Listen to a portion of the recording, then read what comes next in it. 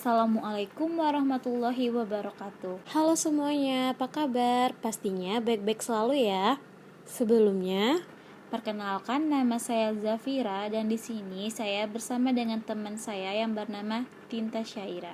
Kita berdua adalah perwakilan dari kelompok 4 psikologi kelompok yang beranggotakan Nurillahi Kurnia Rahmawati, Intan Arifah, Sarah Sabrina Tabrizia, Niken Kumalasari, Tinta Syaira, Zafira, dan Nurleli Wanahari.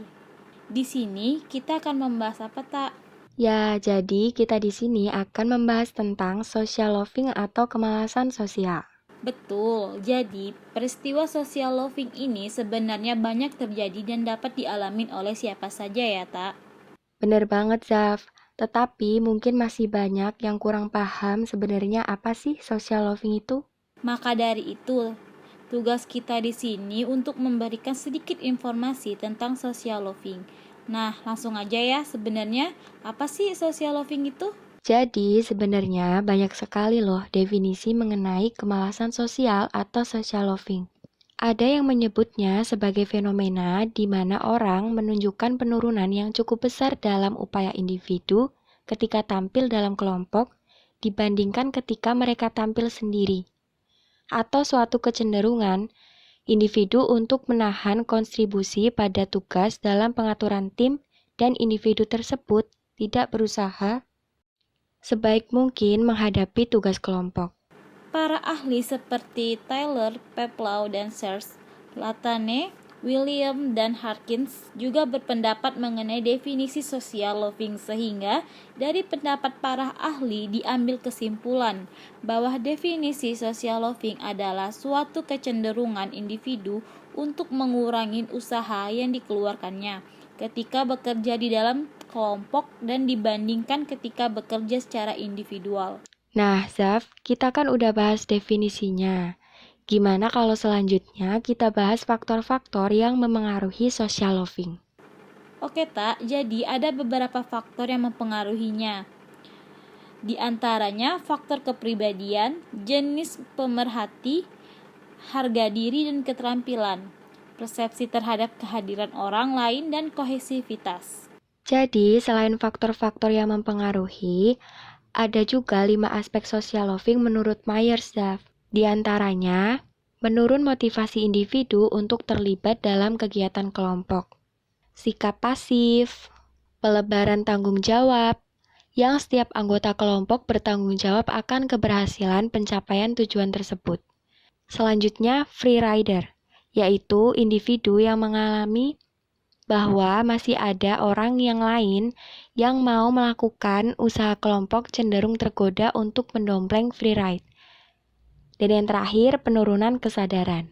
Kita lanjut ya, Tak, dampak dari social loving.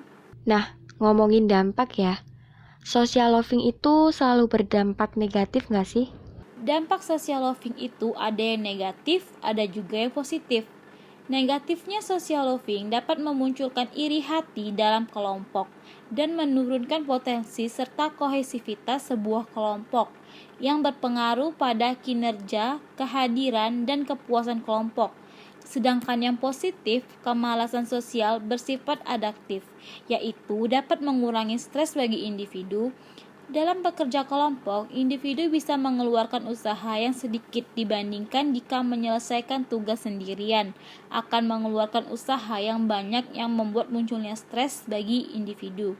Nah, biasanya setelah bahas dampak, selanjutnya itu bahas cara mengurangi social loving. Bener banget kamu.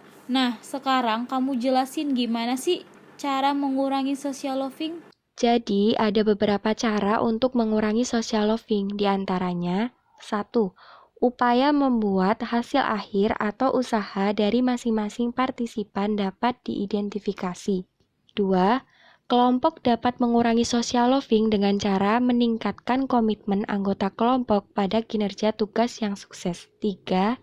Social loving dapat dikurangi dengan cara meningkatkan kejelasan akan arti penting atau nilai dari suatu tugas. Dan yang keempat atau yang terakhir yaitu social loving menurun ketika individu memandang bahwa kontribusi mereka pada tugas tersebut unik dan bukan sekedar meramaikan kontribusi orang lain.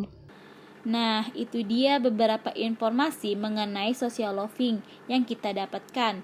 Terima kasih untuk semuanya karena sudah mendengarkan podcast dari kita berdua. Iya Zaf, semoga materi yang kita sampaikan tadi bisa bermanfaat bagi kita semua ya. Jangan lupa untuk selalu menjaga kesehatan dan selalu mengikuti protokol kesehatan di tengah pandemi seperti saat ini. Sampai jumpa di podcast selanjutnya. Wassalamualaikum warahmatullahi wabarakatuh.